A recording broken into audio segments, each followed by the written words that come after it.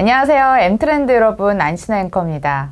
안녕하세요. 네, 대림대 김필수 교수입니다. 네, 미국 최대 완성차 업체 GM이 인베스터 데이를 개최를 했는데요. 전 세계 투자자들을 끌어모으고 과연 어떤 메시지를 던졌는지 궁금하지 않으신가요? 테슬라를 2025년까지 따라잡겠다라고 포부를 얘기를 하기도 했는데 과연 자신감을 채워줄 묘안은 무엇이었는지 오늘도 김필수 교수님과 함께 이야기 나눠보도록 하겠습니다. 네, GM이 2025년까지 미국 전기차 시장에서 1위를 달성하겠다라는 목표를 밝혔고요. 2030년까지는 매출액을 2배 이상 끌어올리겠다고 했거든요. 이 밖에 어떤 이야기들이 오갔나요? 일단 그 GM의 미래 전략이라고 보시면 좋을 것 같아요. 일단 부가가치를 키우기 위한 여러 가지 방법이 있거든요. 가장 큰 것은 전기차가 이 세계 대세가 되면서 내연기관차에서 전기차로 바꾸는 작업이 가장 크지 않을까 이렇게 좀 보고 있어요. 그래서 이번에 발표한 내용 중에서 2025년부터 30종 정도의 전기차를 만들겠다 이렇게 좀 얘기를 했는데, 중요한 것은 전기차를 그냥 무작정 만드는 게 중요한 게 아니라 소비자가 요구하는 완성도 좋은 전기차를 얼마큼 잘 만들어내느냐가 관건으로 보고 있습니다. 그래서 전 세계적으로 이 전기차 전용 플랫폼 중에서 완성도가 가장 높은 이 기업은 실제로 테슬라라든지 또 예를 들어서 현대차 그룹의 이 GMP, 또 폭스바겐의 엠립이라는 게 있고요. 그 다음에 이번에 발표한 거 GM의 얼티엄이라는 3세대 전기차 전용 플랫폼이 있습니다. 이 모델이 일종의 만능 플랫폼이라고 얘기해서 배터리 모터를 바닥에 깔고 위에 얹기만 하면은 새로운 모델을 30종 이상 만들어낼 수가 있거든요. 그래서 이 얼티엄이라는 모델을 통해서 주도를 하겠다라고 해서 2025년부터는 이 미국 내에서 판매됐던 전기차 1위가 테슬라지 않습니까? 네, 이걸 네. 물리치고 GM이 명실상부한 전기차 제작사 1위로 도약을 하겠다라는 건데, 그 바탕에는 얼티엄이라는 만능 전기차 전용 플랫폼이 있습니다. 이 모델이 얼마만큼 완성도가 좋냐면은 이 플랫폼을 자기네만 만들지 않고 혼다라든지 다른 제작사한테도 제공을 해서 어떻게 보면 이윤을 쉐어한다 이렇게 볼 수가 있는 거죠. 그러니까 완성차만 파는 게 아니라 플랫폼이나 다른 시스템을 팔아서 이익을 좀 더 극대화하겠다는 하드웨어적인 부분이고, 이번에 인베스트데이에서 또 한 가지는 이제 소프트웨어적인 부분들을 통해서 테슬라가 구가하는 예를 들어서 옵션 같은 경우 소프트웨어를 굉장히 고가에 판매를 하고 있거든요. 네네. 이런 부분들을 같은 방향으로 지향을 하면서 소프트웨어의 업그레이드를 통해서 하드웨어와 소프트웨어가 균형을 잡힌 미래 이 모빌리티 플랫폼의 완성이라는 기업으로 가는 게 GM의 목표다라고 보시면 더 정확할 것 같습니다. 네. 그러니까 테슬라는 FSD를 매월 또 기능을 제공을 하고 있는데 GM 같은 경우에는 기존 반자율 시스템 슈퍼크루즈 혹은 슈퍼크루즈 진화 버전인 울트라 크루즈를 유료 구독 서비스 형태로 선보일 예정이라고 하니까 주목을 해보시면 좋을 것 같습니다. 교수님, 근데 울트라 크루즈 세부 사항도 이 자리에서 공개가 좀 됐거든요. 네. 들어보니까 모든 주행 상황의 95%를 대처할 수 있는 능력을 가지고 있다고 하는데, 이게 그럼 자율주행 레벨 몇 단계 정도에 해당하는 기술인가요? 그 레벨 아마 3 정도로 보셔야 될 것 같아요. 레벨 4를 자꾸 이제 제작사들은 언급을 하고, 이미 이제 이 테슬라도 레벨 4라고 예전부터 얘기를 하고 있거든요. 레벨 4는 아니고 레벨 2 개념뿐이 안 됩니다. 그러니까 지금 나오는 테슬라 같은 경우에도 오토 파일럿 또는 FSD, 풀 셀프 드라이빙이라는 명칭을 쓰고 있는데, 독일 법원이나 영국 쪽에서도 이 명칭이 소비자들을 현혹시켜서 혼자서 자동으로 운전해 준다라는 착각을 일으킨다라고 해서 이 용어에 대한 정의를 규제를 하기 시작을 했습니다.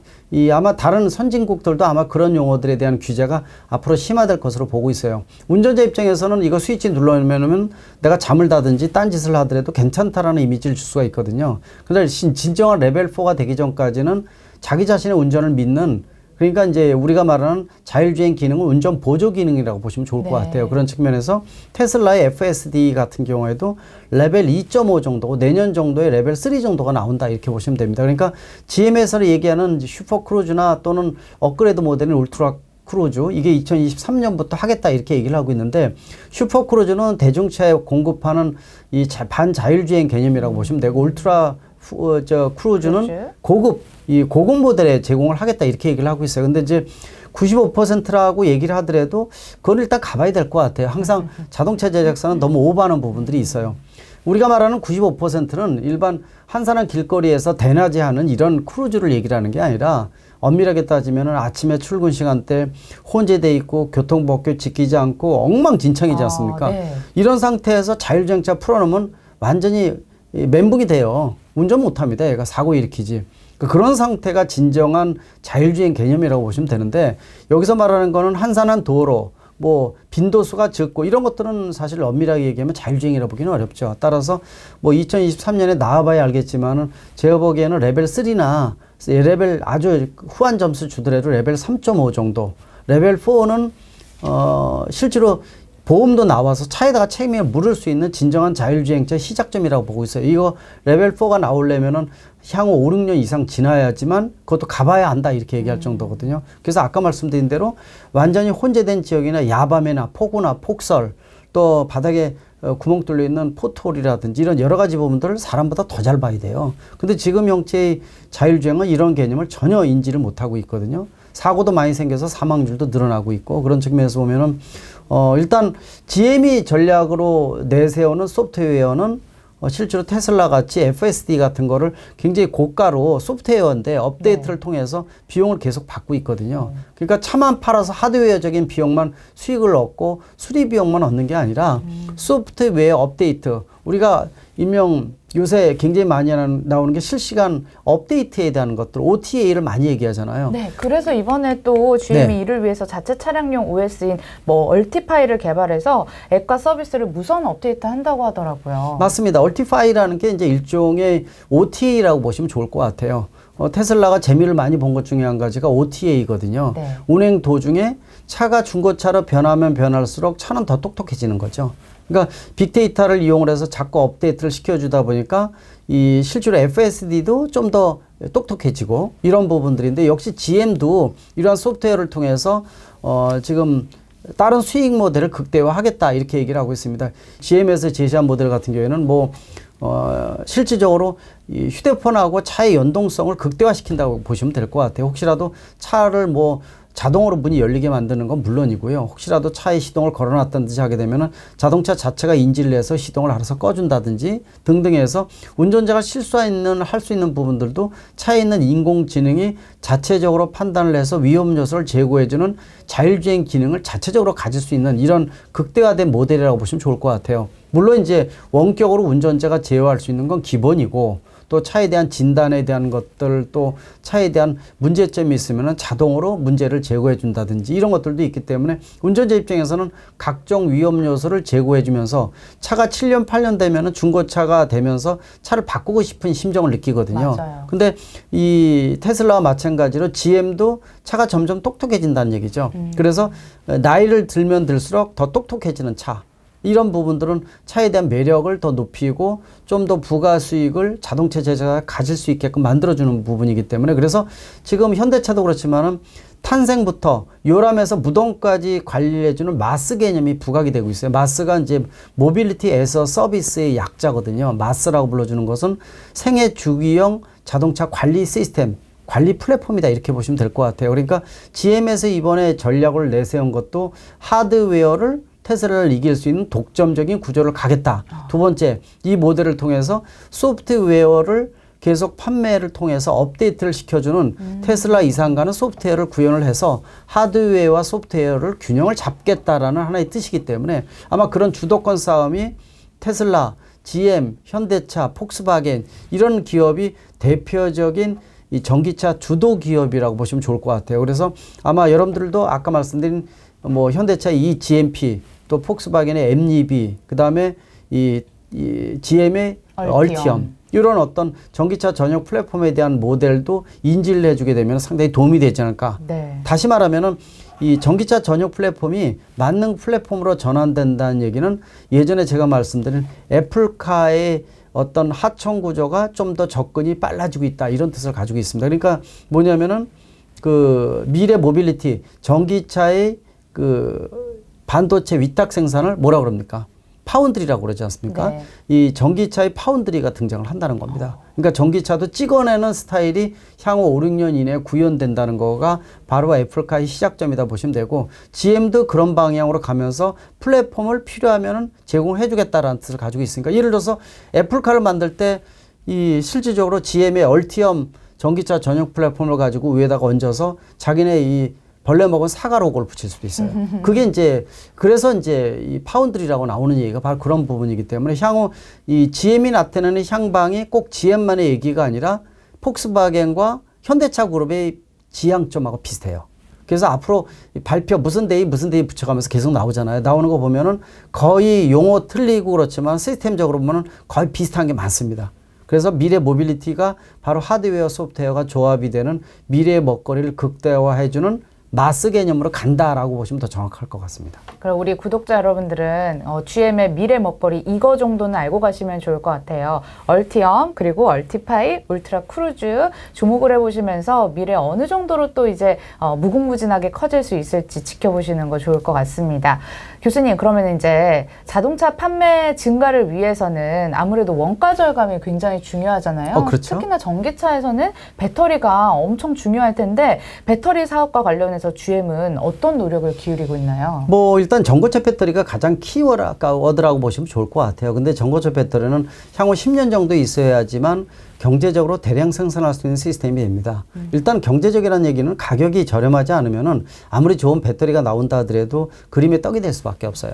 그래서 얼마 전에 토요타에서 뭐 프로토타입 나왔지만은 아직 이거에 대한 그림이 정확히 안 나오고 아직 문제점이 굉장히 크기 때문에 역시 GM도 전고체 배터리를 내재화한다는 생각을 가지고 있지만은 기존의 배터리는 결국 리튬이온 배터리거든요. 이거를 얼마큼 안정화시켜 가면서 전기차의 약 40%를 차지하는 게 배터리 가격이기 때문에 배터리를 얼마큼 낮춰준다든지 이런 것들이 굉장히 중요합니다. 그래서 미국 내에서 LG하고 지금 자동차 공장, 배터리 공장을 짓고 있거든요. 네. 그래서 이런 부분들도 향후 아마 확대가 폭발적으로 일어날 것으로 보고 있어요. 현재 5년, 10년 이내에 배터리의 수요가 공급량이 딸리다 보니까 수요는 급증을 하고 그래서 아마 그런 부분들을 안정적으로 가면서 대량 생산하면서 또 가격을 낮출 수 있는 요소, 또 최근에 문제가 되고 있는 전기차 화재에 대한 두려움이 없어지지 않으면 전기차의 판매도 문제가 될 수밖에 없거든요. 그래서 측면에서 GM의 입장에서는 가격을 지금보다도 배터리 가격을 30% 이상 낮춰서 극대화해 주는 게 굉장히 중요하고요.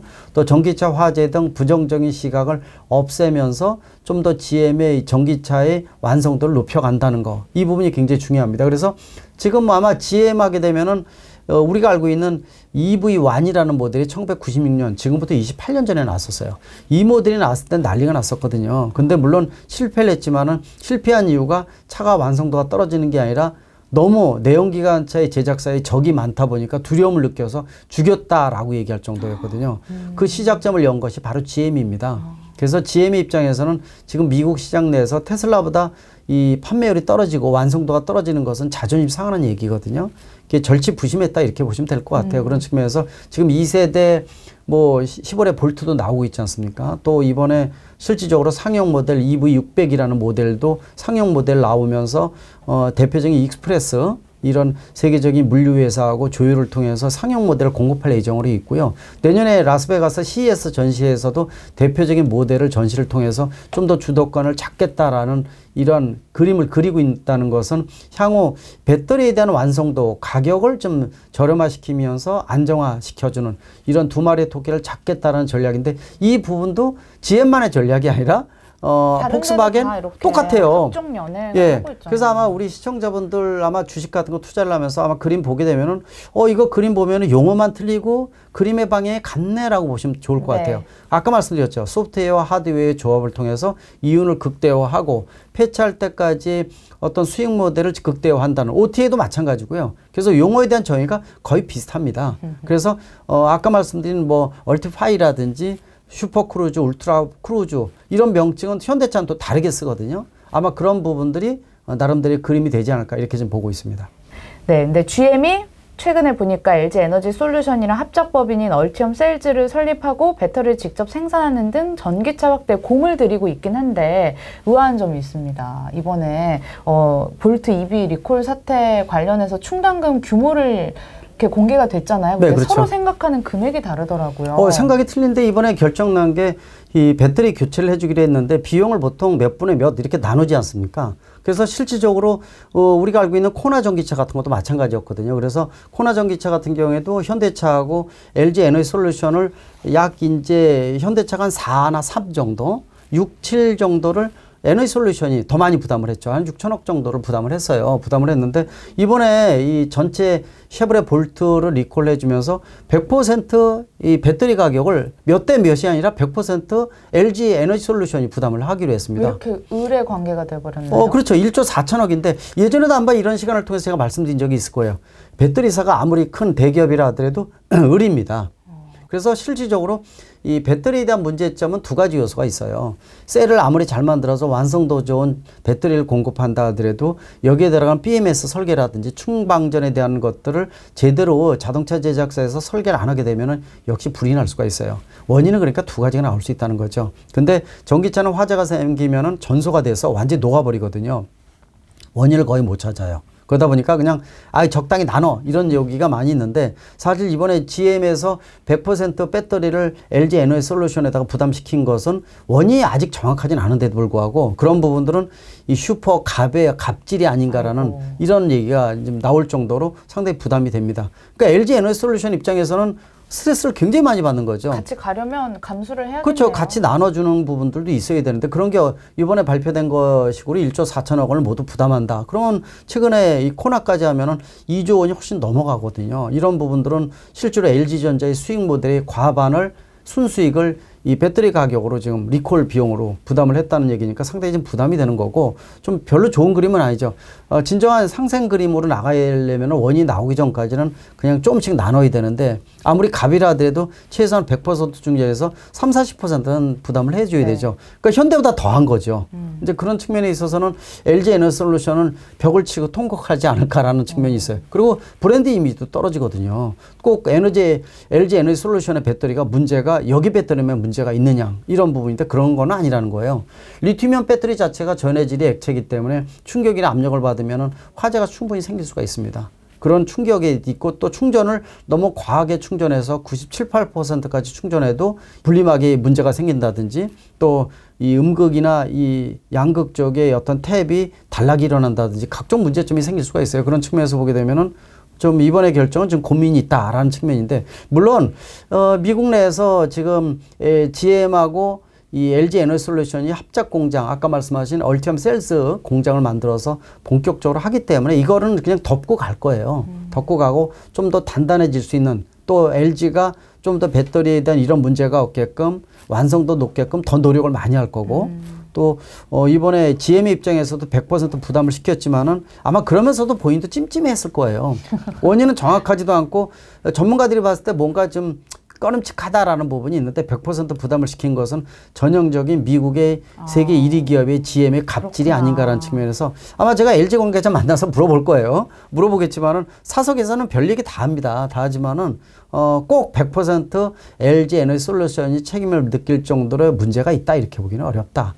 아직도 수지 가청 구조에서 이 자동차 제작사의 갑질이 전기차도 계속 이어지겠구나라는 하나의 그림으로 보시면 되는데 아마 이런 그림을 통해서 좀 더 비가 오면은 단단해지지 않습니까? 네. 그래서 GM과 LG 에너지 솔루션의 합작의 형태는 좀 더 커질 것으로 보고 있고요. 또 공장을 통해서 아까도 말씀드렸죠. 배터리 공급량이 워낙 달리기 때문에 아마 이 배터리 제작사의 입김은 더 커질 것으로 보고 있어서 LG 에너지 솔루션도 그럴 거예요. 뒤에 보자. 나중에 반격할 수도 예, 있겠네요. 반격할 수 야, 다음에는 하면 니네가 90%대. 우리가 저번에 됐으니까. 그런 세월도 올지 모릅니다. 그러게요. 예, 그래서 꼭 LG 에너지 솔루션의 문제점이 이렇게 보시지 않으시면 더 좋을 것 같습니다. 네, 공고해질 수 있는 그런 계기가 됐으면 좋겠습니다. 네.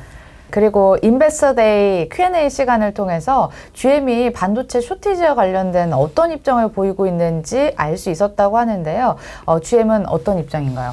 상당히 고민이 많은 문제입니다. 일단 GM이라고 뭐 별수가 있는 건 아니거든요. 물론 이제 이 3, 4분기까지 가장 그래도 이 선방한 이런 제작사가 이제 이 테슬라하고 토요타라고 볼 수가 있어요. 네. 좀 난데 이제 현대차도 한 20% 줄었고 GM도 좀 많이 줄었거든요. 굉장히 고민이 많았던 부분이라고 보고 있습니다. 그런 측면에서 GM의 입장도 좀 더 고민을 많이 해야 될 것 같아요. 내년까지는 이 차량용 반도체 부족 현상을 갈 수밖에 없거든요. 결국 지금 할 수 있는 방법은 백신하고 똑같다고 보시면 돼요. 확보를 해줘야 되고 또 생산을 하기 위해서는 시간이 많이 걸리고 독자적인 내재화를 하기 위해서는 더 시간이 걸리고. 시간이 더 걸리죠. 3년, 4년이 걸립니다. 그래서 결국은 생산하는 기업과의 연계를 통해서 수입 다변화를 하고 또 재고 물량을 뭐 기존에 한 6개월에서 1년치를 확보한다든지 이런 부분이기 때문에 특히 이제 GM도 동남아 쪽의 공장에서 차량용 반도체를 많이 공급을 받았었어요. 예를 들어서 말레이시아에 있는 SI 마이크로 공장 자체가 코로나 확산으로 인해서 생산이 중단되거나 지금 현재도 한 20-30%뿐이 안 된다고 얘기를 하고 있거든요. 그러니까 이 부분은 현대차도 지금 막 헤매고 있어요. 지금 어저께도 그런 얘기를 또 들었거든요. 저도 지금은 난리랍니다. 트럭으로 가지고 들어오면요. 준비하고 있다가 오자마자 반도체 풀어서 재빨리 끼워서 빨리 생산하고 또 없으면은 좀 쉬었다가 지금 그 상태일 정도예요. 이게 현대차, GM 다 마찬가지입니다. 그래서 GM 입장도 내년까지는 간다. 내후년까지도 갈 수 있다. 이런 얘기가 나오는데 그래서 아마 GM도 뭐 바이든 대통령이 이 차량용 반도체 내재화, 배터리와 같이 내재화를 선언했거든요. 그래서 미국에다가 뭐 TSMC라든지 삼성전자 이 파운드리 공장에 대한 공을 들이는 이유도 내재화를 통해서 좀 더 핵심적인 MCU 같은 핵심적인 차량용 반도체는 미국 내에서 다 만들겠다 이런 선언을 한 건데 대한민국도 산학연감 모여서 정부가 나서서 그 부분을 추진을 하고 있거든요. 세계 최고의 반도체 기술을 갖고 있는 대한민국이 수익률이 떨어진다고 이 부분을 97%를 해외에서 수입한 부분들은 사실 이런 문제가 계속 누적된 상태에서는 용납을 못합니다. 따라서 이 문제는 꼭 GM만의 문제가 아니라 전 세계적인 자동차 제작사의 문제이기 때문에 GM도 뾰족한 수가 없어요. 지금 당장은. 일단은 확보 다변화시켜라. 또 제공 물량 늘려라. 그리고 가능한 한 받을 수 있는 데는 최대한 극대화하면서 그러면서 동시에 내재화를 준비를 서둘러라. 똑같은 공식입니다. 이것도. 자, 그래서 일단은 GM의 입장에서는 지금 전략을 표명을 하고 있지만은 차량용 반도체에 대한 부분들은 백신하고 똑같은 상태예요. 백신이 있으면은 좀 좋아지고 없어지면 또 확보하기 위해서 노력하고 이 부분들은 향후 한 2년 정도 진행할 가능성이 있는데, GM이 세계 1위 기업이면서 미국 내 대표 모델이고 또 바이든 대통령도 미국 정부하고 연계를 통해서 차량용 반도체 내재화에 대한 선언도 지금 진행을 하고 있기 때문에 아마 그 내재화가 본격화되기 전까지는 결국은 수입 다변화를 통해서 좀 더 재고 물량을 늘리는 이런 전략. 또 테슬라 같은 데는 이걸 피하는 방법이 통합칩 같은 것들 많이 이용했잖아요. 그러니까 세 개, 네 개 필요한 거를 하나로 통합해서 자체적으로 자기네가 설계를 하고 이러다 보니까 좀 더 이런 부분에 유연성이 있는데 아마 그런 것들도 첨주해서 GM도 본격화하지 않을까 이렇게 예상을 하고 있습니다. 자, 오늘 함께 이야기 나눠봤듯이 GM이 100년 전통의 자동차 제조업체를 뛰어넘어서 이제는 플랫폼 기업으로 탈바꿈해서 다양한 신사업 기회를 모색하고 있는 점 확인을 해볼 수 있었습니다. 과연 그들의 포부대로 정말 2025년 테슬라를 뛰어넘을 수 있을지 저희와 함께 지켜보시면서 흐름과 변화하는 그런 물결들 잘 파악해 보시면 좋을 것 같습니다. 저희가 준비한 순서는 여기까지입니다. 고맙습니다.